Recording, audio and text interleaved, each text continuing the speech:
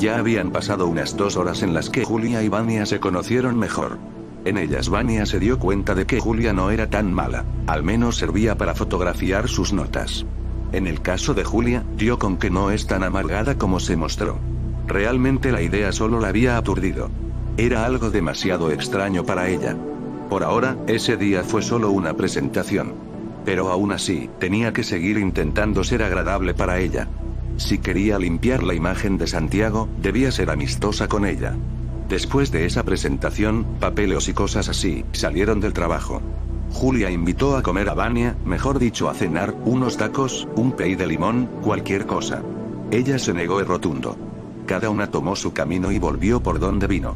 Julia caminó hacia un callejón y de allí una estela roja salió de aquel lugar. Y encima de este, una persona, demasiado ágil, salió volando de allí.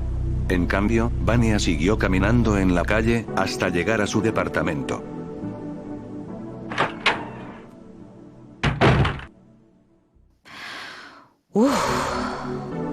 ¡Qué día! Prendió el apagador de su departamento, cerró la puerta y, tras poner su saco en la cama, fue rápidamente hacia la cocina y tomó una lata de champiñones, la cual abrió y empezó a comer con un tenedor de plástico. Era algo extraño en ella. Usualmente no come champiñones hasta que algo especialmente emocional le sucede.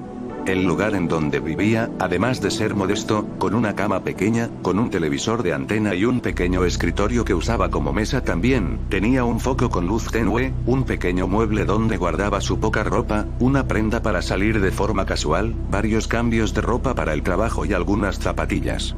No tenía ropa para el hogar, puesto a que siempre llegaba agotada y solo se daba una ducha y se dormía sin nada. En realidad poco o nada le importaba vestir de cierta forma. Solo quería hacer lo que tuviera que hacer.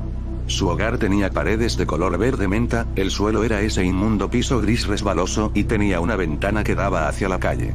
Esta ventana, por fortuna, tenía un mosquitero para no dejar pasar, obviamente, a las cochambrosas plagas de insectos, y una reja, para no dejar entrar a la otra peste hórrida, los delincuentes. Aún así, tenía que lidiar con una viejita, la cual no paraba de pedirle apoyo con su comida, el azúcar o pagar el puto alquiler. Lo cierto era que esa anciana era familiar de alguien que pertenecía al cartel. En realidad no pienso decir cuál de todos, porque eso involucraría mi existencia y por lo tanto, me metería en problemas, o en una bolsa de plástico. Inclusive en un canal con otros cadáveres, diciendo que me había suicidado. Así que solo lo resumiré que, en efecto, era una situación algo mundana para todo mexicano, y para ella no era la excepción. Volviendo a lo del trabajo en equipo, sí, en efecto, jamás había tomado la batuta de tener a alguien a su lado del podio, tomando la misma importante decisión que ella o mandando igual que ella. Quizá para Vania esa situación fue una hecatombe emocional. Jamás había trabajado en equipo. Normalmente ella era la jefa de algún equipo o de grupo. Jamás se había proyectado trabajando con alguien más a su lado.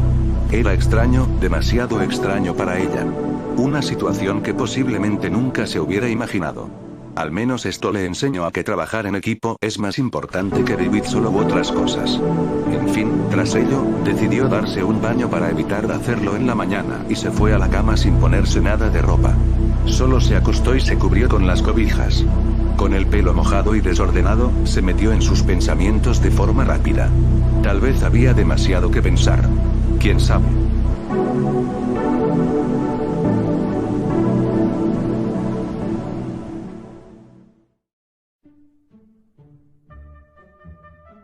Buenos días.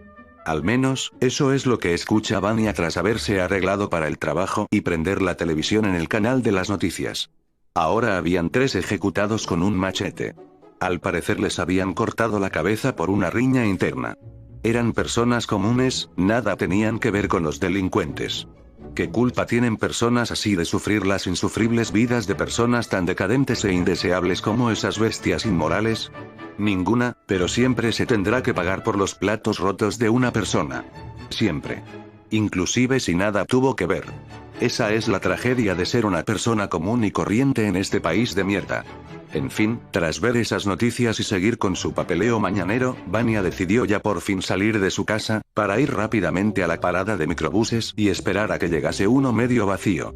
solamente con la esperanza de que no tuviera que tener la presencia del olor a pazuco, como dicen coloquialmente para decir el hedor nauseabundo de sudor, de los habitantes de su ciudad.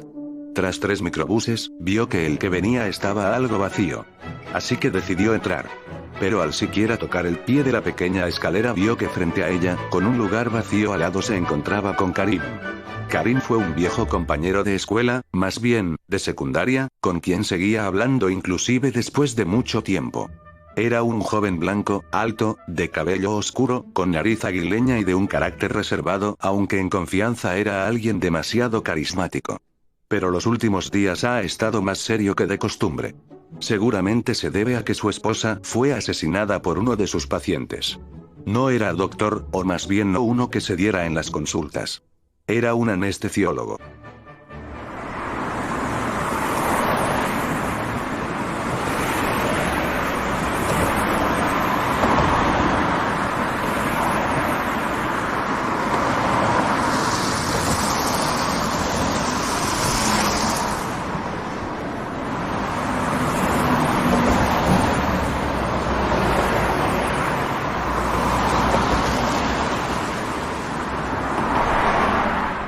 Vania decidió no hablar con Karim. No es porque fuera poco inteligente o porque algún sentimiento del pasado se interpusiese. En realidad no era nada de eso. Era más bien que cada uno, desde hacía varios años, habían hecho su vida. Ninguno se conocía bien, los dos eran indiferentes a los dos. Y aunque algo de pasado estuviese allí, en realidad poco o nada importaba. No es como que realmente valiera la pena platicar con alguien que tiene que vivir en un sitio de mierda como el Estado de México, en pocas palabras, sería escuchar más de lo mismo de otra persona. El viaje no se hizo largo, solo fue breve y conciso. Nada más que eso. De milagro no la habían asaltado, de milagro no hubo vendedores ambulantes y de milagro no hubo toqueteos. Realmente los microbuses eran lugares llenos de situaciones rocambolescas o coloquialmente llamadas de forma déspota, tercermundistas. En este caso fue partícipe de cómo un niño empezó a llorar porque había mierda de perro en su asiento, una mujer empezó a discutir con su marido por cosas sin sentido y como cerecita del pastel, casi se sale el microbusero a pelearse con un taxista. Una sarta de estupideces de las cuales ninguna tenía sentido que sucediese. Era algo tan extraño como ridículamente común que ya perdió el sentido reírse de ello o siquiera imaginarlo. Era raro. Ahora, tras el viaje, había vuelto al enorme edificio de la productora, donde ella tenía que trabajar, siendo el rostro de las noticias extrañas. Entró, vio a todos sus compañeros, saludó a Margarita, la secretaria, una mujer algo llenita, de tez blanca, con maquillaje pitoresco, cabello decolorado y siempre vistiendo ese camisón color rosa, que en realidad era un vestido. A Rodrigo, su actual narrador de las noticias en vivo, un hombre delgado, con cabello de lado, de tez morena, con aretes y perforaciones en la nariz. A Roberto, el secretario de las notas comunes de las 3, un hombre de físico normal, con bigote y cabello con kilos y kilos de gel. A Berta, la maestra del hijo de Margarita, quien tenía un cuerpo escultural, era blanca y con cabello corto decolorado y con gafas. Y por último, saludó a Edina, quien era su persona para desahogarse. No me refiero a esa persona con la que se puede hablar y sentirse libre, sino a quien culpar de todos los problemas de su vida. Esa persona que es tan abyecta y vomitiva que es la razón imaginaria de todos los problemas de las personas. Puede ser la esposa, puede ser el jefe, un maestro, un compañero, quién sabe. Pero en el caso de Vania era Edina. Solo la saludó levantándole la mano, inclusive con una mirada déspota. En realidad era mejor mantenerlo en indiferencia, porque iba a irse al caño si es que ambas se decían sus verdades. Lo cierto es que tanto Edina como Vania no se llevaban bien. Edina no quería a Vania porque ella la descubrió mientras se estaba comiendo al jefe de cámaras. Y Vania no quiere a Edina porque ella le quitó su puesto, seduciendo a Roberto. Intentó no pensar en ella hasta la noche, en la cual podía descuartizarla, torturarla, o hacer cualquier vejación digna de una sublime repulsión, mientras intentaba dormir en la calidez hórrida de su habitación departamental. Bien. Deja en paz a esa zorra. Ella no existe. Ella no existe. Sí, no existe. Caminando por los pasillos de la oficina, llena de habitaciones de vidrio, siguió hasta llegar a su oficina, donde tenía un escritorio lleno de basura de periodismo, en realidad noticias inmundas y extrañas que tendría que cubrir. Y tan rápido fue su actuar que no notó la presencia de Julia, quien con una vestimenta diferente, que era una sudadera gris con azul, un pantalón negro ajustado y unos tenis viejos de color amarillo con negro y agujetas blancas, y su característica chaqueta o gabardina gris, estaba tranquilamente sentada frente a su escritorio, fumando un delicioso y venenoso cigarro. Terminando de fumar le dijo a Vania: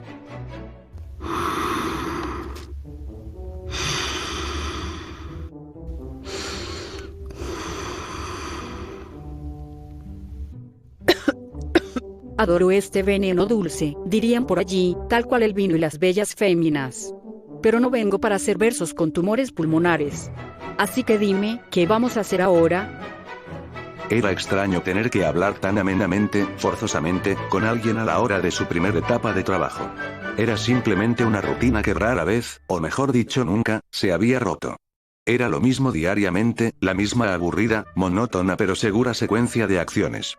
Llegar, sentarse, ver la mierda sobre la cual tendría que investigar, pedirle a Rodrigo que investigara, llevarlo a médico en caso de manifestaciones o trifulcas, llegar a tiempo para la hora del almuerzo, volver a las notas e ir al noticiero con todo el material disponible. Y eso era todo. En realidad esto no cambiaba mucho las cosas. Seguía siendo algo insólito que ambas tuvieran que hacer equipo. Sobre todo porque la labor de Julia era ser fotógrafa. Bien. ¿Qué noticia debemos cubrir? No vine únicamente a ver cómo hace lagunas mentales. Vamos. ¿Qué haremos? Tranquila, ni siquiera puedes escoger tu trabajo. Debes de apechugar. Solo espera que alguien venga con algo que nadie quiere listo. Para mi desgracia, todas estas notas ya están ocupadas. Dijo con cierta decepción, mientras notaba que toda la basura amarillista, las notas importantes y algunas de su especialidad, como las notas bizarras, estaban allí, ya proclamadas por otras personas. Buscando y buscando. Con mero pesimismo. O sea, dices que no cubriremos noticias como asesinatos, balaceras o secuestros. Julia, ya hay demasiadas noticias como esas. Además, por más extraño que parezca, solo me han dejado cosas bien raras. Desde hace algunos años ya no me dejaban ser la presentadora o exponer otras noticias. Solamente las cosas raras. Y con eso digo cualquier estupidez que te parezca extraña, pero aún así tu imaginación no da para la cantidad de mamadas que me han tocado. ¿En serio? Ponme a prueba. ¿Cómo qué noticia rara has tenido que exponer? Hace unos meses tuve que exponer sobre cómo el cuerpo del actual gobernador, Santiago Mata, desapareció en la noche. Esto inquietó un poco a Julia. ¿También expusiste sobre lo que pasó con Xiomara?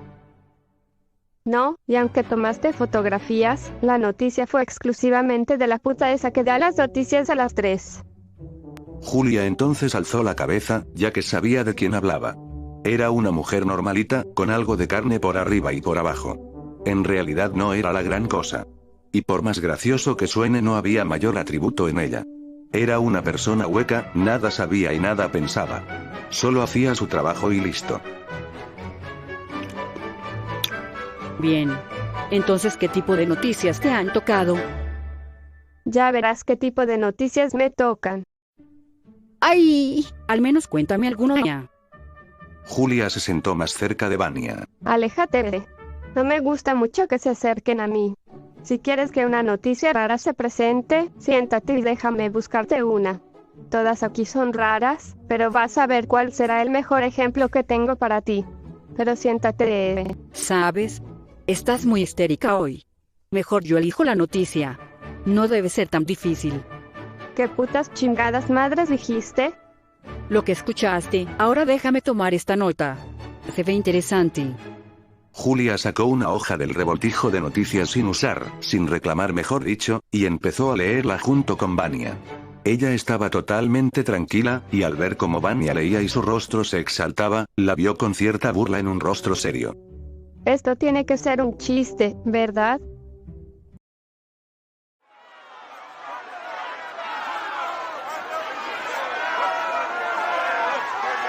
El sonido de la multitud furiosa se remarcaba más y más mientras Julia iba caminando por las calles de la ciudad. Automóviles estaban parados mientras sus conductores soltaban palabras blasfemas, las cruces rojas iban con pacientes que estaban al borde de morir y las calles, como siempre, estaban tapadas por personas egoístas, varias personas que iban manifestándose por la falta de respeto que se le tenía a su profesión. Pero, ¿cuál era esa profesión? En efecto, por más gracioso, hilarante o rocambolesco que suene, una manifestación llena de personas que usaban botargas de diversas celebridades iban en la calle. Señores y señoras, jóvenes, que habían portado las botargas del Dr. Simi, de Doña Lucha, etc. Inclusive había dos personas quienes iban portando su botarga de AMLO y su botarga de la vaca de la leche Alpura. Sin embargo tenía un colguije raro, era como una criatura con fondo morado. Quizá era uno de esos extraños cultos mexicas en los que secuestraban gente, la descuartizaban y luego las ofrecían en sacrificio a figuras de cerámica. Eran una caterva de retrasados creyentes, pero seguían existiendo. En fin. Mientras Julia caminaba por toda la multitud, tomaba fotografías para el noticiero y los periódicos. A su vez que veía la cantidad exorbitante de personas que había allí, molestos, protestando, y peleando entre ellos. Era una multitud de orangutanes.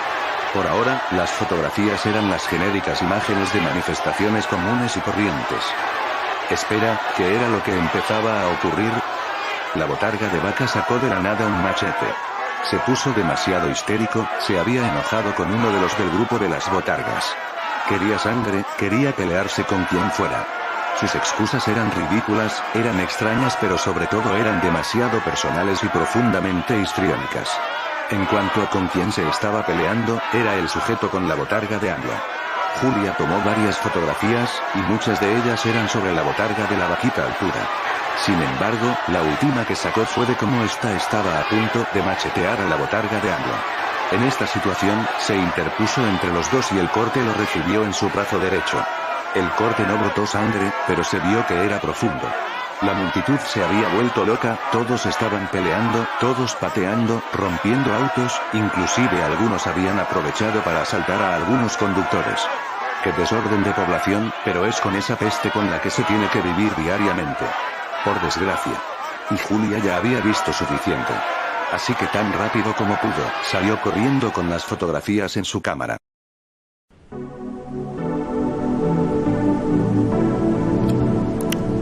Fue un desmadre, pero pude conseguirlas.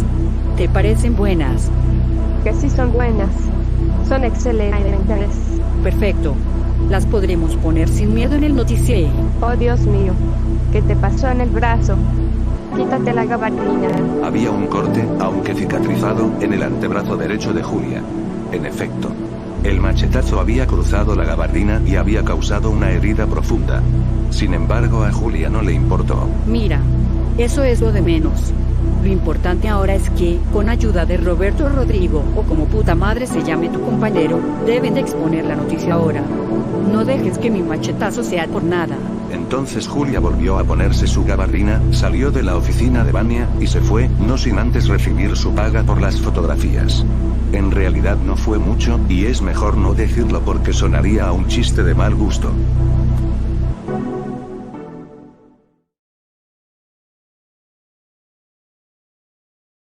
Semara.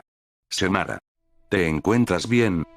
En una habitación con paredes color vino, un foco amarillo con luz tenue y un suelo pulido, entraba el hombre de la armadura, acompañado de Santiago. Semara no responde. Está en estado de shock. Aunque han pasado varios días, semanas incluso. La situación que vivió es algo imposible de olvidar con facilidad. Tendría que usar magia para ese tipo de recuerdos. Lastimosamente nadie es mago.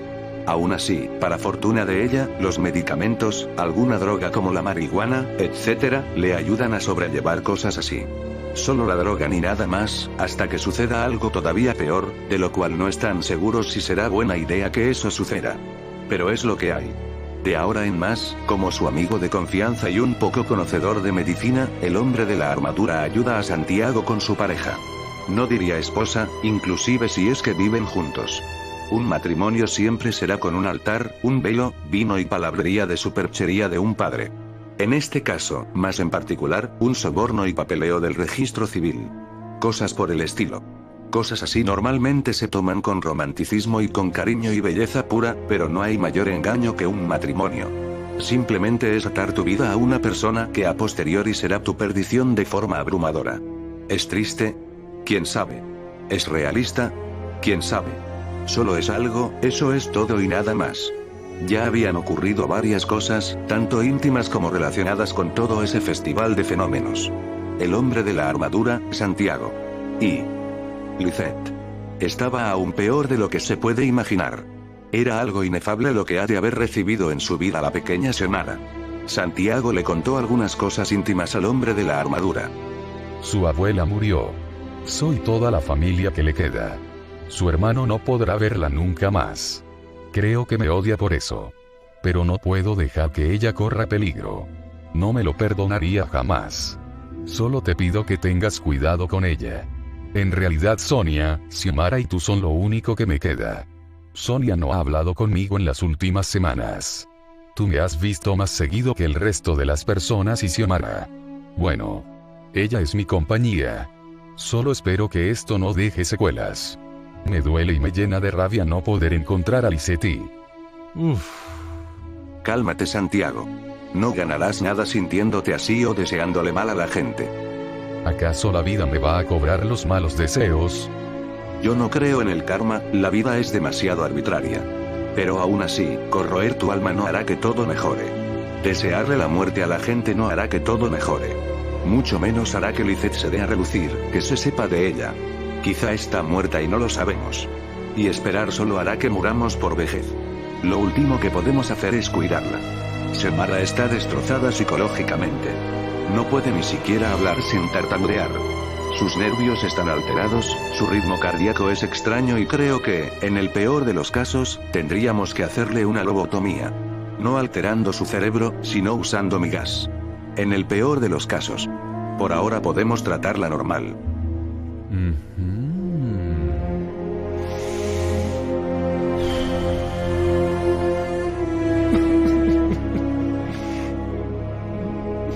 El hombre de la armadura abrazó a Santiago, mientras este se agachaba, con las manos arrugando su rostro.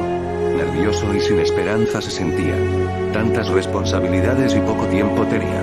Estaba asustado, y realmente a nadie le importaba. Excepto al hombre de la armadura. Quien era exactamente igual. Con miseria y poco tiempo. Estoy asustado, Alex. En verdad estoy asustado. Inclusive un adulto como yo tiene miedos profundos. Jamás se es demasiado viejo para tener miedo, hermano. Dijo el hombre de la armadura, mientras veía el techo con tristeza y melancolía.